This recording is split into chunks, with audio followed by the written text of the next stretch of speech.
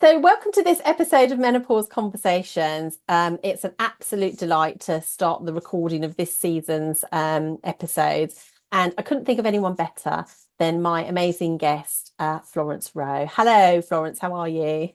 Hello, Amantha. Yes, good. Thank you for having me. Oh, Thank you. you're so welcome. You're so welcome. So let me tell you a little bit about Florence and where we just met each other.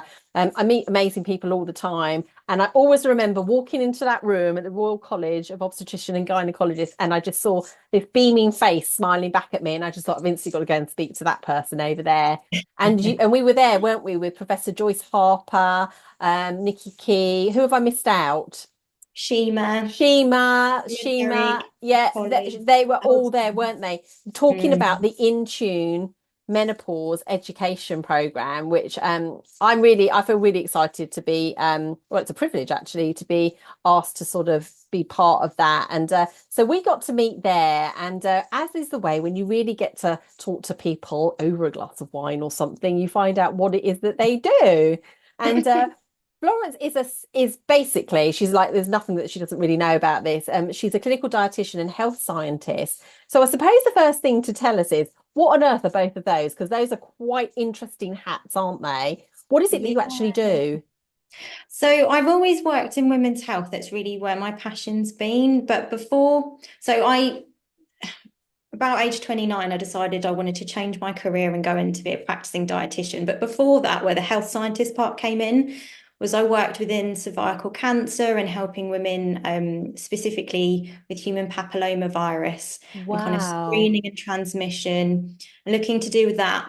So that was really amazing, fulfilling work, but I was more kind of behind the scenes working in the lab. And I got to go into the hospitals and meet with the doctors and nurses, but I was thinking, I want to be on the side where you are rather than be on this other side.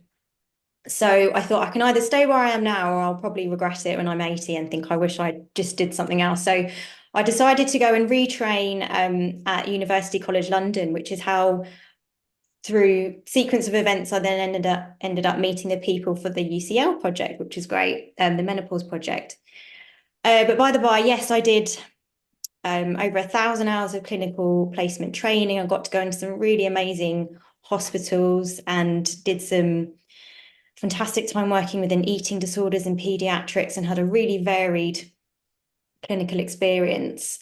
Um, and that was one of the hardest things that I've ever done is going back to school and being with people who are in their early 20s and just thinking, God, what am I doing? But it was all for the best.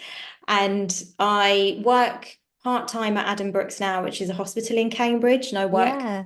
with patients living with liver disease and liver transplant. So that's more of the male population that I'm working with there. But from my other baby, which I really love, is working within women's health and really working with achieving longevity and better health through aging. And I've been doing research on hormones and our muscle as we age and menopause. And I was just in Milan actually last week presenting some research, which was really, really amazing. We still got a way to go, I think, though, with really drumming the message for women's health. But we start small, Yeah, start and then definitely. we go from there. So yeah, Yeah. that's kind of a roundabout of where I am.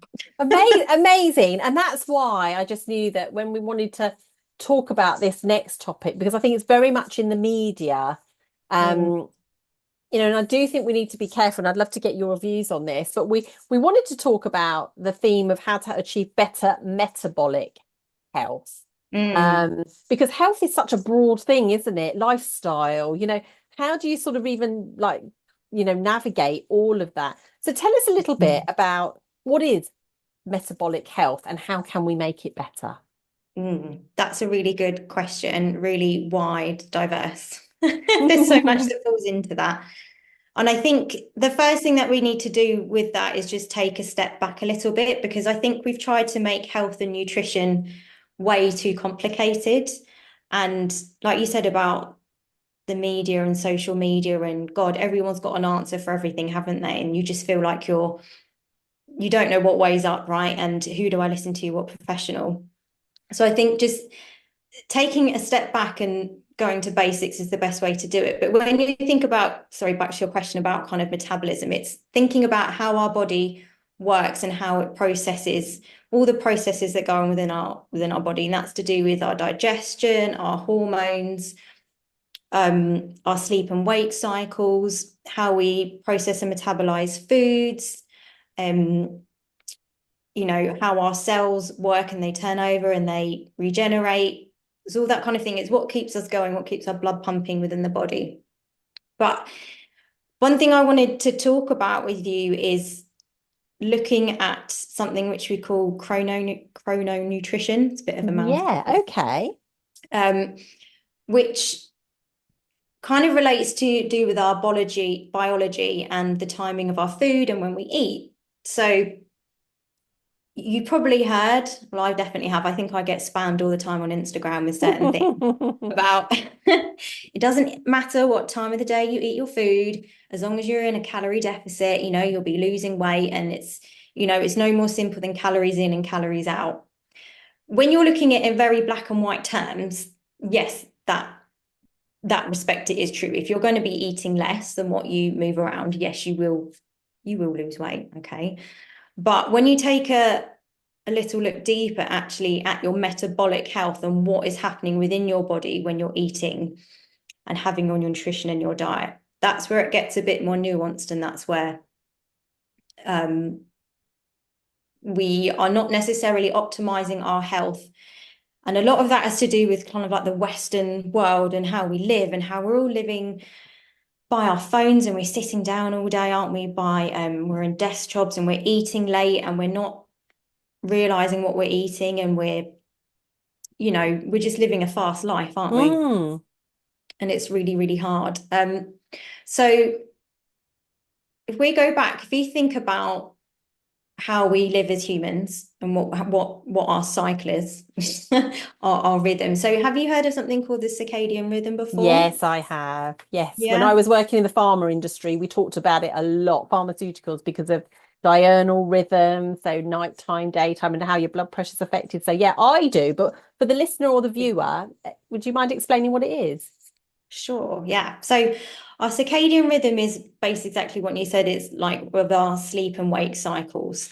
So, and it influences as well, like you said, our blood pressure and our hormones and when they rise and when they fall. And it also our hunger and our meal timings and patterns are also see fluctuations throughout the day and the evening. So if you just had a quick Google, you'd see circadian rhythms, and it would be kind of like this graph that you'd see. One second. Mm.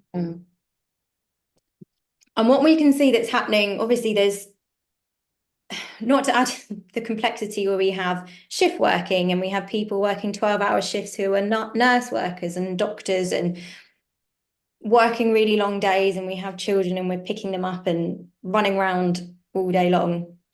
We've kind of fallen out of tune a bit with the circadian rhythm and listening to our body and how we're actually feeling. So there's so much research on the circadian rhythm and how you work to its benefit. And in Milan, it's just, they were talking about it a lot, so it's kind of reinvigorated Yeah. the explanation or the storytelling of it. So if you think about when you wake up in the morning, you have a big surge of hormones to help wake you up, help get you up out of bed. If you think about in the daylight hours, this is actually when you're going to be moving your body the most. It's when you're going to be running around. It's when you're going to be doing things. Versus then when you enter into the nighttime, naturally you feel more sleepy, right? As the light levels go down, your body's preparing for sleep. And that is when your body's moving less. You might be on the sofa quite a bit more. You're not moving around. Now, where we seem to have gone wrong in terms of our eating within the day is that, fasting's become quite popular, hasn't it? And people feel like they feel better. They've been taught that fasting up until 12, 1 o'clock, having their meal, pushing it back until the early afternoon is better. And/or people are not eating breakfast, which is fine. Some people just aren't breakfast people, and that's of course that's totally fine. But I find with a lot of the people I speak to is that they push back eating by having coffee. So they'll have like a milky latte, they'll have a black coffee, and they'll kind of suppress that natural hunger that comes to them because they feel it's better to hold off eating. So what happens is you have your first meal of the day later on, and then you'll have perhaps another snack within the afternoon that might be like a sugary coffee or some biscuits or cake or something because you're hungry and you haven't perhaps fueled yourself correctly. And then you'll have your big, large evening meal at night. And I'm working with a lot of people who are in London and they don't get back till 7:30, 8:30 at night. Then they're having a big meal at night. And then they're thinking, oh, I've got a bit of a sweet tooth after that. And then they're having something afternoon after that, where they're then having chocolate, sweets, cake, yogurt, what have you. And it's it's just such a common. I mean, have you heard you speak to lots of people that this is just a really common thing? We're programmed where you have your big meal in the evening and that's your main meal of the night and you sit down at the table.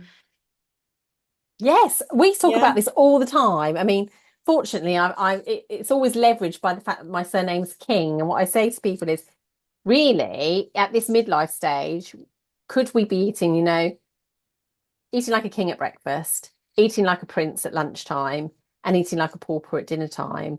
And what I mean by that is it's the amount. Mm, And I can remember really struggling with my hormones in my 20s. We used to eat dinner in my house about 8 o'clock at night at the earliest. And it would mm, be, when we talk about the menopause plate now, I always have a little chuckle, mm, 40% vegetables, but that was 40% carbs for sure on my mm, plate. And so, as a younger adolescent, I definitely had all sorts of hormone issues and I was always like uncomfortable going to bed, but that had no reason to question that, to be quite honest. And so it didn't. So I think a lot of people will resonate with what you're saying there. That is actually because of circumstance, pressure of work, lifestyle. It is what it is, and if you're feeding a family as well, not so easy to eat like a pauper when you're, like thinner on the ground because you've got to feed these hungry children and your husband or your mm. partner. And so it's not as simple as that. So yes, I do. And I would agree with you. I mean, for me, intermittent fasting worked brilliantly in my 20s and 30s. Honestly, now I steer massively clear of it because I just end up gaining weight. Mm. Well, you kind of go through like a restrict and binge cycle, some people do after a while, and it becomes harder to fit all the food and the nutrients that you need in that small period of time. So, Yeah. I mean, for some people it works, but yes, I find as you go into those peri years, menopause years, it becomes less achievable and less manageable.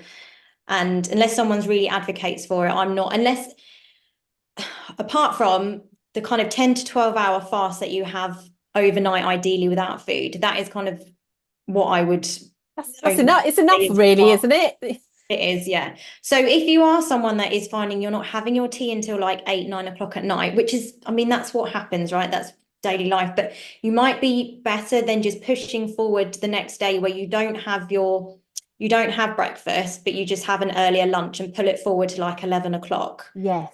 11:30. And we want to think of it that we eat to fuel into the day. So when you're having loads of food at night, all you're not going to be getting up and moving and walking around, are you? You'll most likely be sitting on the couch with hubby, having, maybe then some extra snacks and sweets as well. And the food's not going anywhere, it's not doing anything. And there is a lot of research to show about the implications metabolically when you do it's not front load, it's the other way, backload your food into the later Yeah. part of the day. So when you're overnight, when you're fasting, your body wants to be resting and digesting. Yeah. It wants to have a period of no food. Thing is, when you've had a food late and then you're going to sleep within an hour or two of sleeping, your body's using energy to be digesting food when it should be resting. But the thing is, the body isn't meant to do that and it's not as efficient at doing that. So certain things happen within the gut. So first of all, the rate, we call it gastric emptying, but Mm. how fast your gut actually empties is slower. So a lot of people can experience like reflux. That gets especially more common as I was speaking with people late 30s, 40s. So you get that kind of reflux feeling because your digestion or the gastric emptying is slower. Your blood pressure stays elevated. You also see that you're less efficient at metabolizing fat and you have higher rates of fat storage. You also have higher blood glucose levels. So they stay higher for a longer period of time. So, you know, if that happens chronically over a period of time, that does not have good implications when we think about females, especially because we may have more insulin resistance within our body due to how we process carbohydrates, which is another thing we can go into. Mm. So there's all these kind of things. So I'm not want to scare anyone, of course, but it's just our body. What I want to get at is that our body is not programmed late at night in order to metabolize large amounts of food. I think you said that brilliantly. I like Yeah. so brilliantly, but to give people the reasons why. We often talk about the whole cortisol thing as well. I think there's a growing body of research shows that, if you're not breaking your fast, your body's going into like stress mode. It's not coming out of that rest and digest. It's like, well, where's the next meal coming from? Mm, So actually anything that you do eat then does accumulate. I've definitely found my metabolism has dropped like an absolute stone in the last two mm, years, to mm, the point that I think even when I'm moving around, my body still thinks I'm largely sedentary. Because I said to you, haven't moved from my office chair for most of today, apart from running up and down the stairs deliberately a couple of times. I've done some exercise this morning. I've got to work really hard. So I'm sort of leaning more into the strength training, because I think actually that's going to help fire up my metabolism even when I'm sat here. But there's no mm. getting away from it. I cannot cheat like I used to cheat, which is, having the couple of chocolates after dinner, or even having sugar in my tea. I'm finding actually in the morning, if I do have sugar in my tea, I need to get on with my breakfast quite quickly. So I think it's this whole message around, we're not linear, are we? We're not these like predictable beings throughout our life. Maybe the first half of our lives, possibly. But I think what could be helpful for people is to be open to that idea that your body is changing, and therefore there is a call to action for us to maybe change how we respond and live in tune with our bodies. Um, because I think that's what's really important. And so, Yeah. what you said there about gastric emptying, I can remember when I first started progesterone, which is Mm, naturally going to affect some of those sphincters. I had the worst reflux and stuff ever. So you can imagine I hadn't changed my eating pattern. I'm now mm, taking this HRT. It was properly horrible, to the point mm, that I was taken off it.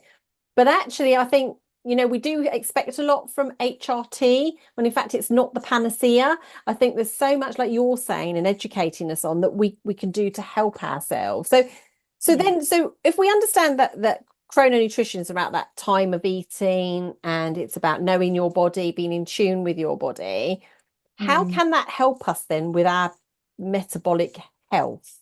So one thing is to know what time to eat. And there are some celebrities that I do despair every time they advocate, oh, go to the gym at 11:30 at night. I'm like, are you oh, joking? really? Oh, no. Oh, no, I you think can't. Stephen Bartlett went through a phase, Diary of a CEO went through a phase of saying that he loves going to the gym about 11 o'clock, 12 o'clock at night. And Oh, I that's was not good for you, not at all. That's not No, a great message to be no, giving people, is it? Given what you just said about no. our daytime activity and our nighttime inactivity. So where does the metabolic health part come into all of this? Hmm. So those essentially, if you can, I think is I don't want to be banging the drum saying that if you're doing this every night, then your health is not going to be good. It's where and if you can on the days like on the weekends and the week on the days where you know you're not going to be, where you can bring forward your food so you have it earlier on in the day, you will then get metabolic health benefits. So all the things I was saying where you'll have increased blood sugar levels, your blood pressure will be a bit higher, you will have slower digestion, gastric emptying, probably won't sleep as well because you're going to be more tired, your body's working. In terms of metabolic health, if you can then reverse that on some of those days where you do have more of your energy front loaded, that then improves those metabolic markers. And even if you just stayed the same with what you were eating, but just had more of it earlier on, you would see metabolic benefit, just that regardless of calories in, calories out. Yeah. So it is quite strong. It's really quite strong, the evidence surrounding this now. Um, One thing I wanted to put in, because I work in the hospital and I see it quite a lot as well, is talking about night shift workers within the circadian rhythm Yes. situation. So the body becomes quite accustomed to eating times. You might find at certain times of the day that you get a rumble in your stomach because you know, well, this is about time I have lunch. This is about the time I have dinner, which is good. Your body's a creature of habit. So you might find, so normally you might wake up and have your lunch, your breakfast at 7:30, then tea at 7:30 p.m. Some of the advice I give to my night shift workers, if we're working together, is to keep with those eating pattern times at the same, if that makes sense. So if they're Right. starting a night shift, have their breakfast or, you know, food, whatever food that might be then, but then still have it 12 hours later. Right. And for them, it's avoiding, we have something called the danger zone, which is between 1 a.m. and 4 a.m. And that's when your body is essentially really in that resting and slow state. So avoiding food within those hours if they can, but having like a high protein snack before then with carbohydrates to fuel them through those hours. But that will be when you see night shift workers really kind of hit the deck because they feel exhausted. That's Yeah. the real hard time. And they looked at have you heard of within our DNA, we have these caps on the end of our DNA, and they're called telomeres. Yeah. You can look at your DNA and it kind of tells you what age you chronologically, I don't know if that's the right word, but what you are. Yeah. And they've actually shown that nurses that do work on night shifts, they actually have reduced telomere length. So these people working in the hospital, working to save our life, are actually reducing their length of life by doing this for us. So I just wanted to give a bit of kudos for all those people working on night shifts, showing it does actually implicate your DNA and how young you are, Well, essentially. you don't even know this, but that's a very, very personal message. My mum was an orthopedic night nurse for 35 years in the NHS. Wow. And I've seen my How did mum. she feel? Yeah, I've seen my mum. She's only ever worked for the National Health Service. That's her only employer. And she gave dedicated, uninterrupted service all that time. Even when she was having menstrual flooding, I always Oh talk no. about my mum during the workplace sessions. And my mum went from a size 6 when she first came to Sri Lanka to start her nursing here in the UK. My mum went to a size 22 because Mm. metabolically, it just really, Like habit. it ravaged my mum's body Yeah. to the, Gosh. in so many ways I can't tell you, but we know the airline industries, don't we, flying across different time zones, all manner of days and nights, shift workers, people on oil rigs, people doing the trains. There are so many professions that we know really are struggling. And I can remember my mum definitely going into the ward with Chinese takeaways for patients and goodness knows what. She'd have taken packets of biscuits. She definitely would not have been looking after herself and having a high protein snack in the 1980s and 1990s. I can absolutely assure you.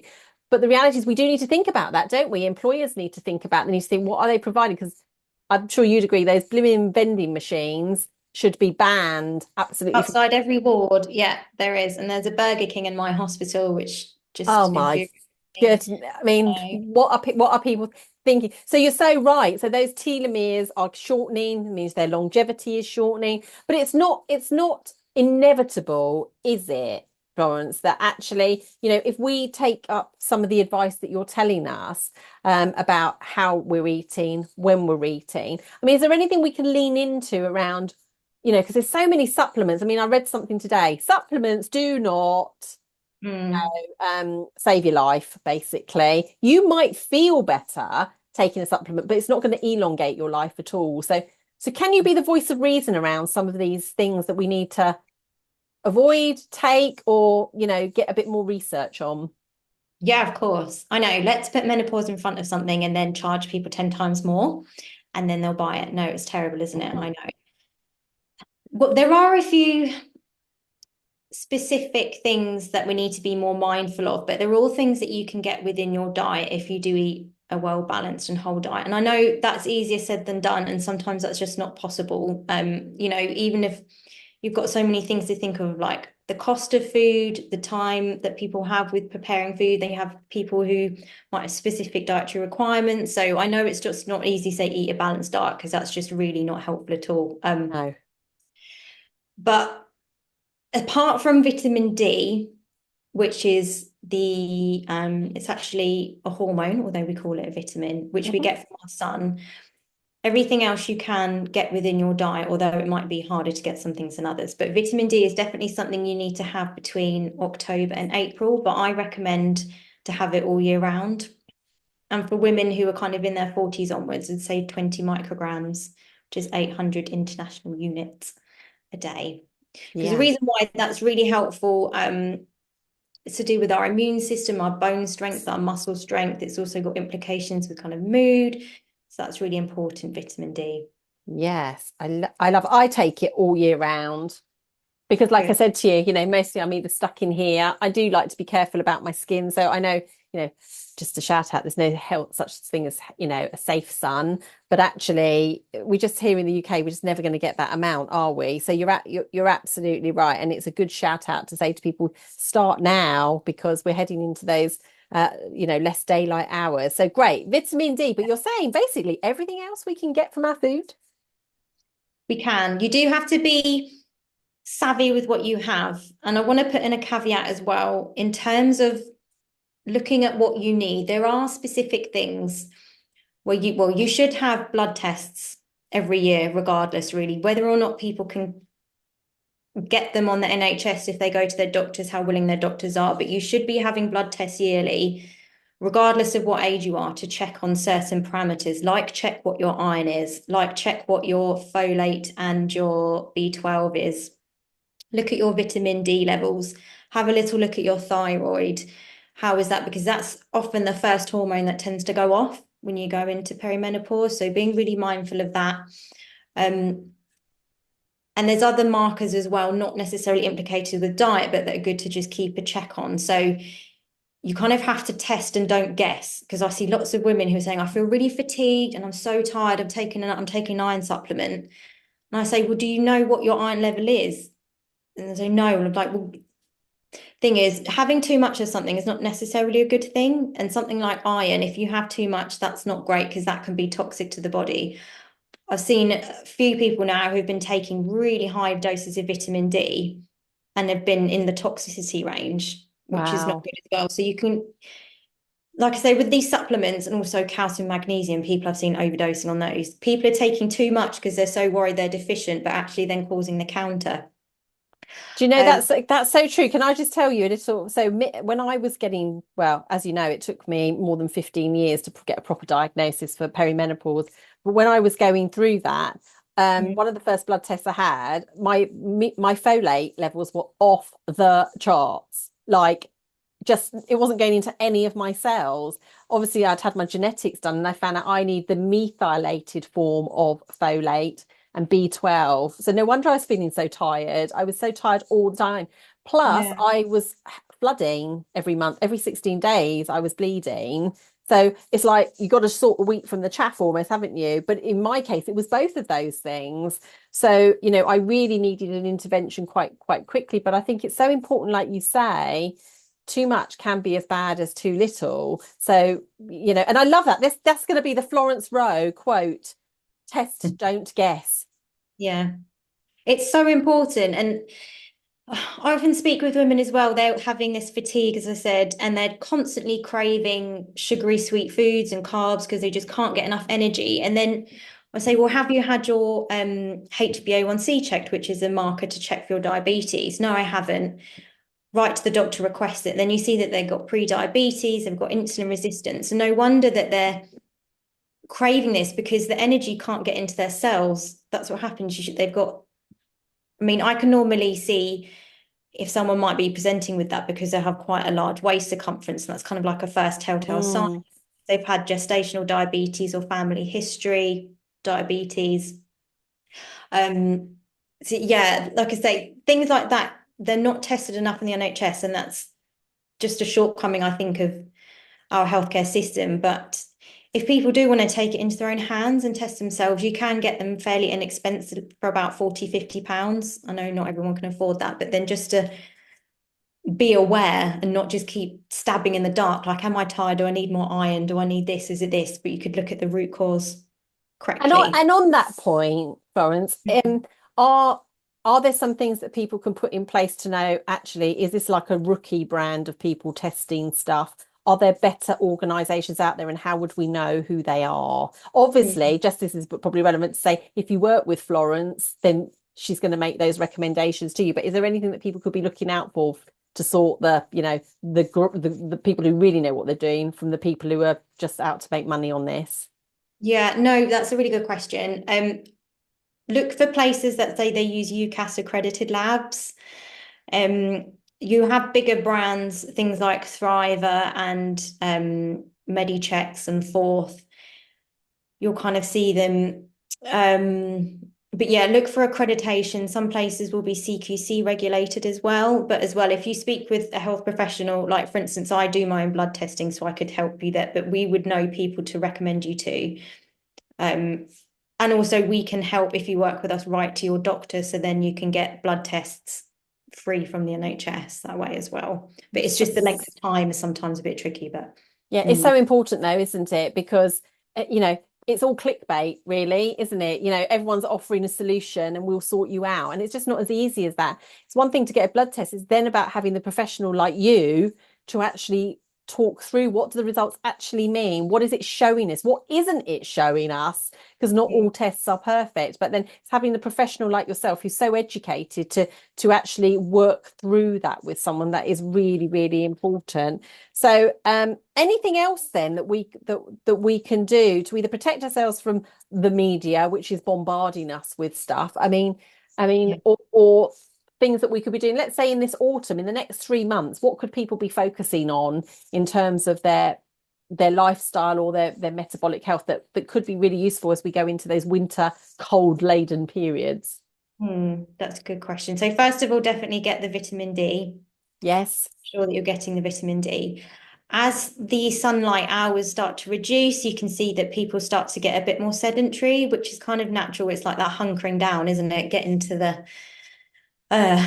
front of the fire and get your blanket on. But really try and keep that incidental movement up, because this is where you can see a lot of weight gain. I don't want to talk about weight gain per se, but that is where you can see it tend to then get into a bit of a spiral with people, and then Christmas comes, and then there's obviously I deal with like behavioral management and emotional eating, and kind of this is where that can come. So if people can just think about how can they proactively think about staying on top of their movement as the time the daylight hours change. Now I've found that some people found where they can't get out and walk in the day because they're working all day is they've rented exercise bikes or they've rented treadmills. And Right. it helps because some people don't want to invest, which is fair enough. But just having that within, you could sit on it for half an hour after you've had your dinner. That's great. You can then lower your blood sugar levels as well after eating. Half an hour a day, you get that extra movement in, and that just takes away the thought of having to God go to the gym or go outside when it's cold and dark. Can I Having just it. ask a question on that then? Because that's really interesting. You just sparked that piqued my like, oh, okay. So obviously, if we're eating that blood sugar, it's all been processed and that's going into our bloodstream. So is what you're saying that within half an hour or so, obviously you don't want to be having a heavy meal and then exercising, but if it's a lighter meal, it's okay to exercise and you'd be utilizing that sugar up. Yeah. So even 10 minutes of walking is Yeah. enough. It's good. When we have patients that are living with diabetes, that's one of the ways we can help them with their insulin medication and management, is where exercise makes insulin, which is the hormone which brings the sugar into the cells. It makes it last longer. Yeah. Even if you can get up and do the washing up, get up and load the dishwasher, do something to get your muscles moving, because your muscles work as like a hoover for the sugar in your blood to suck it up. I love And that's that. what you want to do. Yeah. So that's a really helpful way that you can help do that. Do you know Just what do I do you know what I do? squats. I do 10 squats. Brilliant. Brilliant. When do you Because do that? When you're boiling the kettle or when you're when like so after I've eaten, or like that cup of tea that I told you about, or I go and do my walk, or I'll have my breakfast and then I go for a walk. Within half an hour of eating, I go and walk for 2 miles, come back. So I'm not quite the couch potato that I've painted during this conversation. I do some things, and I'll always take the stairs. I won't use a lift. or an escalator or wherever possible, and I'll walk at a pace. So, every October, it's my birthday in October, I raise money for charity, and I usually do some sort of ridiculous walking thing. And I absolutely love it. And I think it's perfect time. So I think you're right. I think we get this mindset where we think it's got to be like it's all or nothing. Whereas actually, if we break it down a little bit, 10 minutes here, 10 minutes there after every mealtime, that's doable, isn't it? It's very doable. Yeah, even 5 minutes, even Yeah. 5 minutes. Yeah, So I know. that's so You that's know, so you think it's not long enough, but it is. It's every helps. So Every what I've helps. got so far is keep the movement going, balance, we know that emotional eating thing comes in. I mean, I don't know about you, but I think that Easter is like Christmas is one long tube to Easter. Like it's like 6 months a year. It's like my mum gives me a hamper, and I kid you not, I'm still going by the time we go to Easter. Oh, and then it's all the chocolates and that. So it is difficult for us, and we do feel more sedentary and a little bit more. Yeah.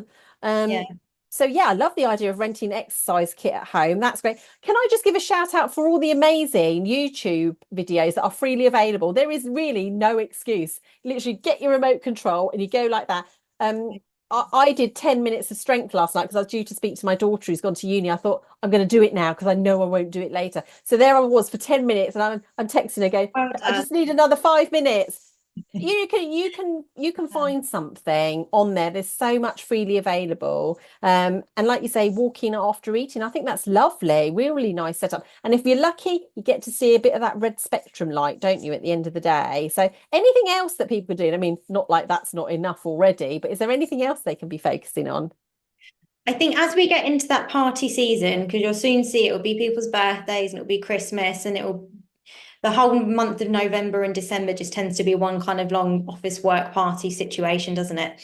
Um, it's just have a little think about the events that you're going to in terms of ones that you want to prioritize and really feel that are worthwhile, and ones that are kind of run of the mill where you know that the alcohol isn't going to be great, the food's not going to be great, and you're not really going to um you won't be enjoying the quality of the food. So that's often what I find is people are going out for work drinks and they got the birthday, then they got this and they got that. And I'm like, right, well, focus. What is the one that you really like?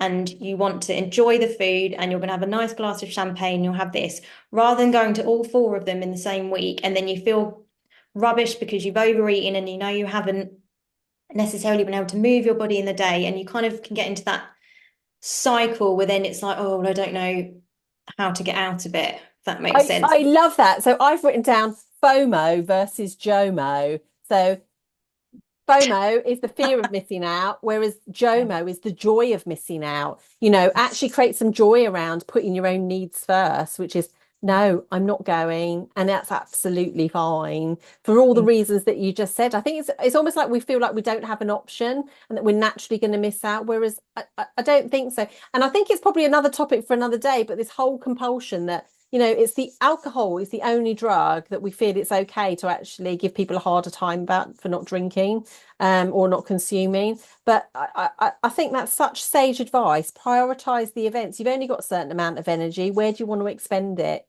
Really think about that. I love that. And maybe that's quite nice for people to lean into. Anything else that we can do just to keep our energy levels going as we get on the treadmill of Christmas as it's arriving? What can we do? I think really take a step back and look at if you're someone that's experiencing fatigue and you feel like you're constantly grabbing for the next thing to have and to eat. So first of all, I'd always say get your bloods checked, okay? Because Yes. we said test, don't guess. We need to know what's going on the inside. But if you feel like you're riding that roller coaster wave, take a step back. When you're actually at that point where that's happening, if you look at your last meal, was your meal actually balanced? What were you having within that meal? Was it a wrap and a coffee with sugar in, and you had nothing in there that would then satiate you and make your blood sugar levels stable? Are you hungry because you essentially didn't eat enough and that you were just riding, having lots of coffees, and you've been snacking, standing up at the kitchen table with the kids rather than sitting down? I know sitting down's a luxury for mums and lots of time, but focusing and being a bit selfish and really thinking about what you need, because that's often what I find is I'm just starving come 3 o'clock. which is actually a normal natural time for you to feel really hungry, because that's when your circadian rhythm's dipping, and that's when you have a big fulfilling protein, carb, good snack, something like some corn thins and some cottage cheese, or some nuts and a piece of fruit, some yogurt and some fruit, some edamame beans or some popcorn, something like that, with fiber and protein and to fill you up. Where was I going with this? Just in terms of that fatigue, isn't it? It's about It first of is. all, Yeah, exactly. So, right, and then you'll often find that you might be having a lighter lunch or having a lighter breakfast and lunch because you're waiting for that bigger dinner at evening time, yeah. which then comes, and then you're sitting there full and stuffed because you're starving, and probably eaten more than you would have done if you had had more of a main meal at lunch and breakfast and a good snack. I think that's so true. Have you seen the program, The Blue Zones, on Netflix? Have, yes. Yes, and so this Yes. it sort of feeds into that, doesn't it? Which is that actually, the Japanese only eat till they're 80% full. That's My true. Yeah. my husband and I, much to his despair, because he doesn't like to share his food, but I'll go, should we just get one dessert and share it? I'll have a couple of teaspoons, you can have the rest. I've started not to feel, because it's always, I'm a kid of the 70s, it's always a main meal and a pudding. It's like that's the way it is. And I That's had when you have most satisfaction as well out of eating, is the first couple of spoons. So you're ahead of the curve with the advice that I give. It's that you have that, enjoy it, and then you back obviously this is away.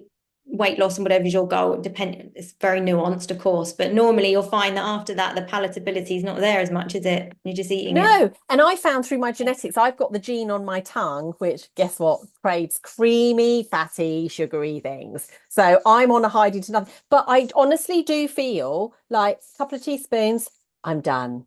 You Mm. know, that is so joyous for me. And I feel quite virtuous. And my husband's happy as well because he's really very lean, but he does have high blood sugar levels. He's one of those people that's a bit of an anomaly. He's got high blood sugar, so he does need to be careful too. So I think it's that, if you're happy to share something with someone, or get a couple of desserts on the table, and between a few of you, we've often done that as a family of three, like a couple of desserts, that's enough for three of us. It's fine. But I think Yeah. yes.